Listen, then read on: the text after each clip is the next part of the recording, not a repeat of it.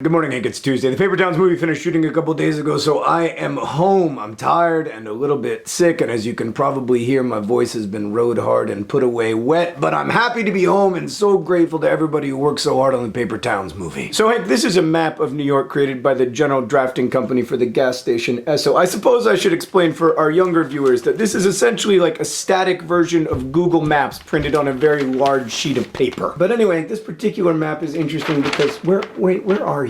Ah, there you are. So this map is kind of famous to cartography nerds and also to readers of Paper Towns because just north of a little town called Rockland, New York, it contains Agloe, New York. Agloe was a town made up by the two guys who created this map, Ernest G. Alpers and Otto Lindbergh. They took their initials together, mixed them up, and made Agloe. And then they put their little fake town in the middle of nowhere at the intersection of two dirt roads in the Catskills. They did this to protect their copyright. Map makers have always created these little paper towns or paper streets so that if they see them on someone else's map, they'll know that they've been robbed. Anyway, flash forward like 40 years after the first general drafting map with Agloe, New York on it, Rand McNally makes a map with Agloe, New York on it. And when General Drafting calls Rand McNally to be like, we're gonna sue you, Rand McNally says, no.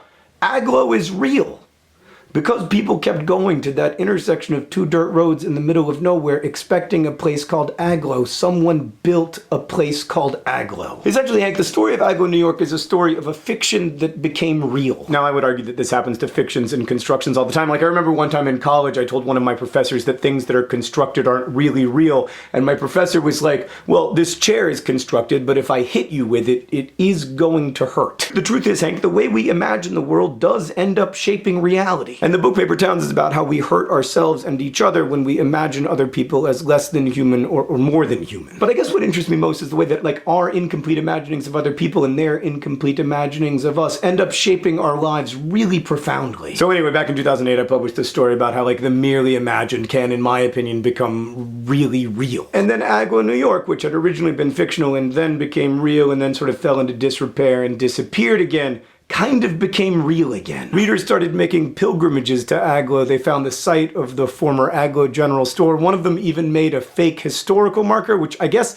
come to think of it, is kind of a real historical marker. And then 6 years later, largely thanks to readers continuing to care about Q and Margot and Agloe, people in Hollywood decided to make a movie and it all became real again in a way. I got to meet all of these people that I'd imagined and go inside of their houses and visit Agloe, New York with them. Hank, the journey of this to this has been the weirdest and most wonderful part of what has been a very weird and wonderful year for me personally. So I just wanted to take a second to thank everyone who's made Paper Towns real by virtue of reading it, and in turn made Agloe real again. Of course, I know that Agloe will again cease to exist someday, as everything does. But I think it's pretty cool that together we've made it real for a while. Thanks for that. I can't even begin to explain what a gift it's been for me. Hank, I'll see you on Friday.